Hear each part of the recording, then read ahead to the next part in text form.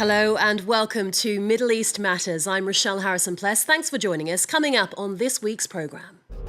Landmines are proving a hidden danger in Yemen, a country already suffering from cholera, famine and a Saudi-led bombing campaign. These explosive, deadly traps adding to the misery. A symbol of Lebanon at risk, the country's ancient cedar trees are revered and sacred, but increasingly under threat from climate change, with conservationists sounding the alarm. And ancient cities destroyed by war brought back to life thanks to state-of-the-art virtual reality. A new exhibition at the Arab World Institute in Paris shines a spotlight on Aleppo, Palmyra and Mosul. I'll be speaking to the curator. First up, it's been dubbed the world's forgotten war and the largest humanitarian crisis of our time. The ongoing conflict in Yemen has brought the country's population to the brink of famine amid the devastating bombing by a Saudi-led coalition. But landmines are also causing misery for Yemeni civilians. The problem is not a new one, but it's gotten worse since war broke out, with Houthi rebels setting these deadly traps across the country. Ellen Gainsford explains. With his leg in a plaster, injured by a landmine, this boy has had a lucky escape. In this refugee camp in a disputed area of Cedar in the west of Yemen, everyone has a landmine story. Imad and Alia lost their father to one of the devices. The Houthis put mines all around our house. They put them on the roads and blocked all the entry points.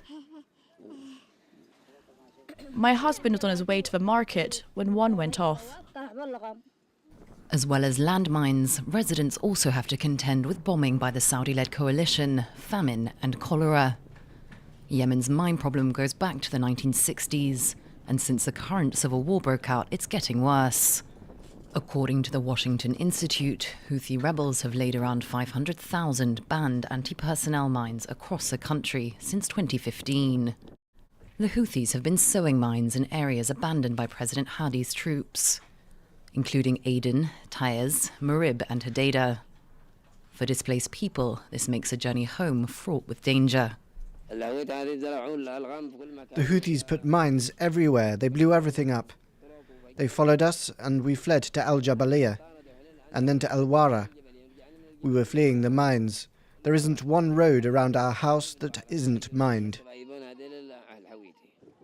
Mines also make it harder for much-needed humanitarian aid to reach civilians and will pose a danger to the population long after the conflict ends. The ancient cedar trees of Lebanon have outlived empires and survived wars. They're forever linked to the country's identity and a symbol of its resilience. But these majestic conifers are under threat, with climate change taking its toll. Scientists and conservationists fear the cedars could be wiped out by the end of this century. Catherine Viet has more. Nestled on Lebanon's mountain slopes, their characteristic silhouette is unmistakable. The cedar tree, a symbol of the country's spirit and resilience. A World Heritage treasure that's now under threat from climate change and insects. If we look at the branches, we can see the branches are completely bare. They're totally dead. The same goes for the saplings, totally dead. Nabil Neymar has worked in this forest for the past 20 years, and he says it's the saplings that are most affected. These are trees that are currently suffering a lot. We see the insects that wreak havoc on these cedars, because for them it's easier to attack a tree that's weak than to attack a tree that's strong. The culprit, an insect that eats the buds and needles of the cedar tree. It's only in the past decade and a half that the cedar web-spinning sawfly has become such a menace, thanks to warming temperatures. The insects no longer sleep as long. Now they sleep just during one season, which means summer and winter. To tackle the problem, scientists are using new methods, such as a spray made from mushrooms that exist in the forest and can kill the fly's larvae. It's a natural solution that protects the environment. Cedar trees have proved resilient, able to adapt to ever higher altitudes. Altitudes that just a few years ago would have been impossible to survive, like here at the 2,000-meter mark. Can you see? They are doing very well. Yeah. When we did the experiment here, we thought that they will not resist at this altitude. Look at it. It's very beautiful. They are doing well. With warming temperatures, the higher altitude provides what the trees need to germinate, a freeze. Warming temperatures can also cause the saplings to sprout too early, making them susceptible to frost. Look at this. All these new seedlings should germinate in end of March, early April. But if they did germination in early February or end of January, there is a risk to be died. In Lebanon, many organizations are working to help speed up this natural evolution. With this system, the roots will develop much better. They'll have more strength to dig their way into the ground in search of water. Each year, 45,000 saplings grown here are replanted in Lebanon's mountains. It's not only a question of saving the cedars, but also of preserving the resources for those who live in the region. Many here rely on tourism generated by the cedars. Imagine if there were no more cedar forests. In that case, there'd be nothing, just a desert. While replanting efforts are ongoing, it will take time to bear fruit, because the Lebanese cedar takes 40 to 50 years to mature. With a lifespan of around 1,000 years, there's hope for the young saplings if climate change doesn't drastically alter their environment. Aleppo, Palmyra, Mosul, ancient cities evoking a rich cultural heritage, once bustling, vibrant metropolises, but now synonymous with war. Cities on the front line of devastating conflict ravaged by groups such as the Islamic State, who wiped out thousands of years of history. But now, these sacred sites and architectural treasures are being brought back to life thanks to a new exhibition at the Arab World Institute here in Paris. Age-old cities, a virtual journey from Palmyra to Mosul, uses state-of-the-art digital techniques, and I'm joined on set by its curator, Aurélie Clemente-Ruiz. Aurélie, thank you very much for coming on the programme today. Thank you.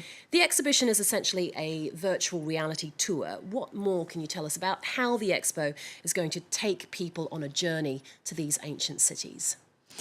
Yeah, the purpose of this exhibition is really to discover ancient sites, and we thought that it was more interesting to have virtual reality, 3D reconstitution, to really be there in the sites. So we are talking about Mosul in Iraq, Palmyra and Aleppo in Syria, and also Leptis Magna in Libya. And we worked with a French startup, Iconem. They went on these different countries to have some videos, photos. They worked with drones, and after they came back to Paris, and we worked together on all this material to create the exhibition. It's quite new for us, not to present objects and artifacts, but it's totally different way of visiting an exhibition. Sounds like a totally different experience for museum goers. Now, 3 out of 4 cities the exhibition is highlighting have been destroyed by war. But why else are these sites so historically significant? Because it's a very long history in each of this site. For example, Palmyra in Syria was really one of the main cities of the Roman Empire at the 3rd century. Really very important cities in the commercial routes at this time. And we saw that ISIS came to Palmyra. They destroyed a lot of these archaeological elements. For example, Balshamin Temple or the Bel Temple, the two temples from the 1st century, were totally destroyed. The tombs near the city were also destroyed. So it's very important for a French audience to see now what is the site with this destruction, and we propose to our public some virtual reconstruction of it. For example, the Balshamin Temple is virtually reconstructed in the exhibition. It's the same for Aleppo. Aleppo is a city, is mainly a medieval city from the 12th century. And during the civil war in Syria, the mosque of Aleppo was partly destroyed. So we try to present all these damages and some virtual reconstruction too. So you mentioned Palmyra in Syria. That was one of the most important cultural centres in the ancient world, but many people now obviously associate it with conflict. So what's the importance of showing these cities in a new light? You know, this exhibition is like a manifesto to be aware of what is happening now in the Arab world and the damages with all the recent conflict. We can't preserve anymore this site. 80% of Palmyra is destroyed. So what can we see when we could come back on the site? What could be seen there?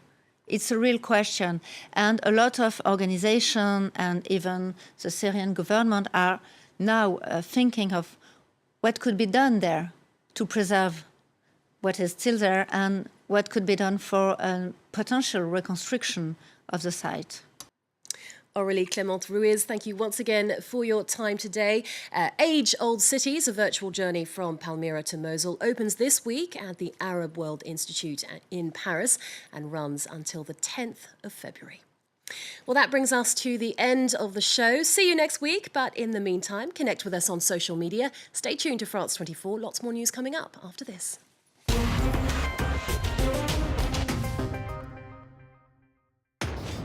Inside the Americas, presented by Jeannie Godula.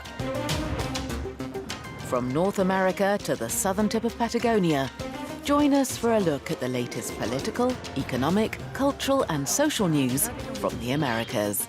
I think closing loopholes is a good thing. Inside the Americas on France 24 and France24.com.